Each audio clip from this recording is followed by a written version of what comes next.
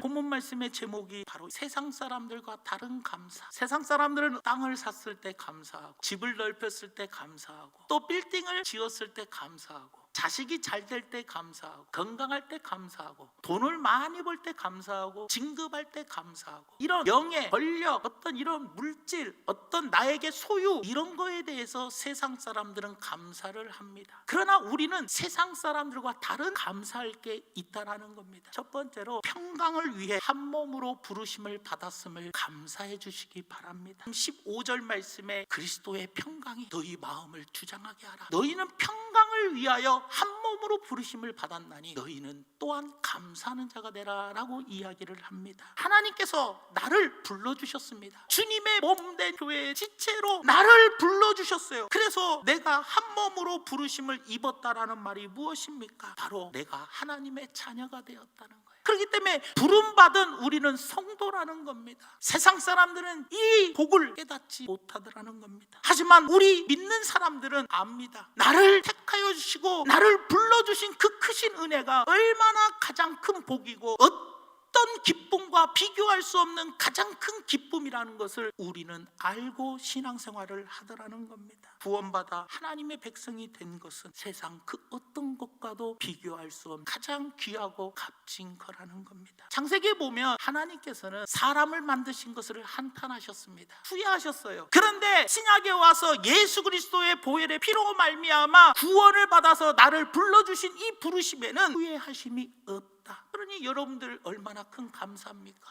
내가 하나님께 부르심을 받은 것만으로 우리는 이 부르심에는 용서가 포함되어 있고, 이 부르심에는 죄에서 구원함이 포함되어 있고, 이 부르심에는 놀라운 하나님의 은총이 포함되어 있다는 거예요. 그래서 이 부르심에 대해서 사도 바울은 뭐라고 고백을 하느냐? 로마서 1장 6절에서 7절에 너희도 그들 중에서 예수 그리스도의 것으로 부르심을 받은 자들이라. 로마에서 하나님의 사랑하심을 받고 성도로 부르심을 받은 모든 자에게 하나님 우리 아버지와 주 예수 그리스도로부터 은혜와 평강이 있기를 원하노라. 하나님은 우리를 불러주셨어요. 이 부르심의 은혜가 얼마나 큰지요 사도 바울은 고백을 하더라는 거예요. 그래서 사도 바울은 고린도전서 1장 1절에 그리스도 예수의 사도로 부르심을 내가 받은 바울이라고 이야기를 합니다. 나를 불러주실 뿐만 아니라 나를 후회하지 아니하신 그 하나님께 우리가 어찌 감사하지 않을 수 있겠냐라는 거예요. 또 빌립보서 3장 14절에 보면 표대를 향하여 그리스도 예수 안에서 하나님이 위에서 부름의 상을 위하여 달려가노라. 우리에게 부름의 상이 있다라는 거예요. 부르심의 용서와 구원과 은사와 하늘의 상이 포함되어 있다는 것을 기억하면서 부디 날마다 감사가 풍성히 넘치는 성도님들 되시기를 예수님의 이름으로 축원을 드립니다. 두 번째로 주 예수의 이름으로 모든 일을 할 수 있음에 감사해야 되더라는 겁니다. 본 말씀 17절 말씀에 또 무엇을 하든지 말에나 일에나 다 주 예수의 이름으로 하고 그 예수의 이름을 힘입어 하나님 아버지께 감사한다라고 이야기를 합니다. 예수 그리스도의 이름으로 모든 일을 하고 그 예수님의 이름을 힘입어 감사하라고 말씀해주고 있다라는 겁니다. 여기서 힘입어라는 말은 힘이 되었다, 나의 배경이 되었다, 나의 백이 되었다, 백그라운드가 되었다, 그런 뜻입니다. 여러분, 그러므로 나는 지금 누구를 힘입고 살아가고 있습니까? 이 험한 세상에서 내가 누구를 힘입고 살아가야 되겠습니까? 누가 나의 그 백이 되어주셔야 되겠습니까? 바로 예수 그리스도라는 거예요.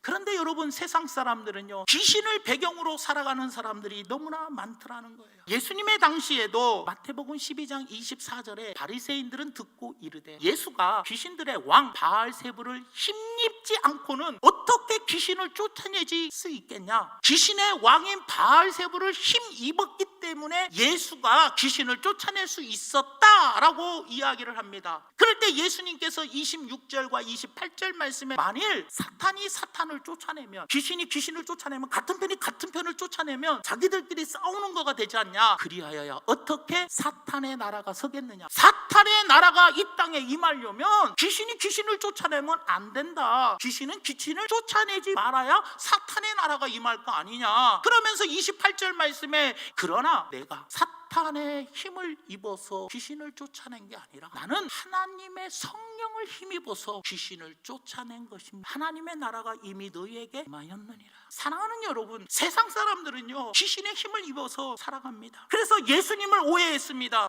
저 예수의 능력도 틀림없이 귀신의 능력이다 라고 이야기했지만, 예수님은 이 땅에 오셔서 하나님이 주시는 성령의 힘을 입어서 말씀을 증거하고 능력을 나타내시며 모든 일을 행하셨다라는 겁니다. 또한 히브리서 10장 19절 말씀에 그러므로 형제들아 우리가 예수의 피를 힘입어 성소에 들어갈 담력을 얻었다라고 이야기를 합니다. 누구의 이름으로 이 자리에서 예배를 드리며 누구의 이름으로 예수님께 기도합니까? 하나님께 기도하는 것은 모두가 다 예수의 이름의 힘을 얻어 이 자리에 나왔고, 그래서 우리가 기도할 때 예수의 이름으로 기도합니다. 아멘. 이뿐만 아닙니다. 사도행전 14장 3절 말씀에 두 사도가 오래 있어 주를 힘입어 담대히 말하니 주께서 그들의 손으로 표적과 기사를 행하게 하여 자기 은혜의 말씀을 증언하게 하셨다라고 이야기합니다. 또 요한복음 20장 31절에 오직 이것을 기록한 목적은 너희로 예수께서 하나님의 아들 그리스도이심을 믿게 하려고 이것을 기록했고, 또 기록한 이유는 너희로 그 이름을 믿고 그 예수의 이름을 힘입어 생명을 얻게 하려고 이 요한복음을 기록했다라는 겁니다. 예수의 이름을 힘입으면 영원한 생명을 얻게 됩니다. 예수의 이름을 힘입어 내 진정한 살아있는 생명을 얻으시기를 바랍니다. 모든 일을 하고 힘을 얻는 자, 세상은 너무나도 힘이 들고 어렵습니다. 세상의 많은 사람들은 이 예수의 이름의 힘을 모르기 때문에 그들은 세상의 물질, 세상의 권력을 쫓아 힘 있는 사람들 앞에 줄을 서지만, 우리에게는 모든 만물을 주관하시고 다스리시는, 모든 것이 다 예수의 무릎 앞에, 발 앞에 무릎 꿇게 하시는 그 예수의 이름의 능력이 여러분들에게 있다라는 걸 기억하며 예수의 이름을 힘입고 그 이름으로 나아가서 승리하는, 그리고 그 이름을 주신 것에 감사하며 살아가는 우리 모두가 되기를 예수님의 이름으로 부탁을 드립니다. 마지막 세 번째로, 그러면 어디에 초점을 맞추어 감사해야 할까요? 우리도 이 감사도 초점을 바르게 맞춰야 합니다. 그래야 감사를 온전히 드릴 수 있어요.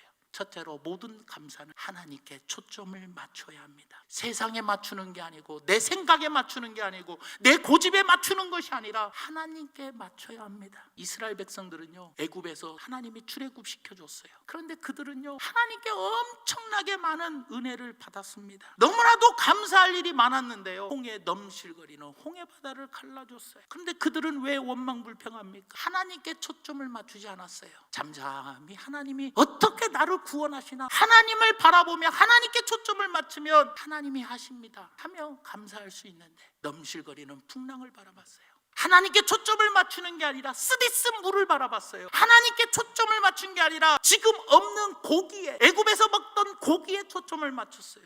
그리고 없는 물이 없다는 것에 초점을 맞추니 하나님께 감사를 하지 못했다라는 겁니다. 모든 것을 주신 하나님께 초점을 맞추시기를 바랍니다. 두 번째로, 내가 지금 소유하고 있는 것에 초점을 맞추시기를 바랍니다. 남의 것에 관심을 가지며 비교하게 됩니다. 그러다 보면 불평이 많아집니다. 누구나 자기가 갖고 있는 것만 가지고도 평생을 다 못 쓴다라고 이야기하지 않습니까? 나에게 없는 것에 대해서 불평하지 말고 지금 갖고 있는 것, 내 소유에 초점을 맞추면 감사할 게 많더라는 거예요. 하나님은 여러분들에게 많은 것들을 주셨습니다. 주신 것에 초점 맞추고 내가 가진 것에 초점 맞춰 감사를 올려드릴 수 있기를 원합니다. 세 번째로, 하나님이 주신 미래의 약속에 초점을 맞추시기 바랍니다. 사람은 소망에 의해서 살아가는 존재들입니다. 그래서 비전이 없으면 백성 방장행하고 망한답니다. 사람이 소망이 없으니까 자살을 합니다. 그러나 하나님은 우리의 미래의 소망을 주셨습니다. 빈무덤이 있었기에 나도 죽으면 부활의 소망을 가지고 살아가잖아요. 예수님이 부활하셨고 사망을 이기시고 부활하셨기 때문에 나도 부활한다라는 소망의 메시지를 주셨고, 또 주님이 천국에서 내가 가는 길을 너희도 안다, 천국 가는 길을 알게 해주신 그 소망의 메시지를 한번 초점을 맞춰보십시오. 더군다나 내가 너희를 위하여 거처를 예비하러 간다, 미래에 약속해 주신 나의 많은 상급들, 거기에 초점을 맞춰보십시오. 그 소망의 약속의 말씀에 초점을 맞추면 감사하며 살아갈 수 있다는 겁니다. 마지막 네 번째로, 소유가 아닌 존재 자체 초점을 맞춰보십시오. 나 같은 죄인이 하나님의 아들 되면 얼마나 감사합니까? 마귀의 종로를 하는 나를 하나님의 종이 되게 하여 주시니 얼마나 감사합니까? 내가 존재하는 그 자체에 감사하며 살아가는 우리 모두가 되기를 예수님의 이름으로 축원을 드립니다.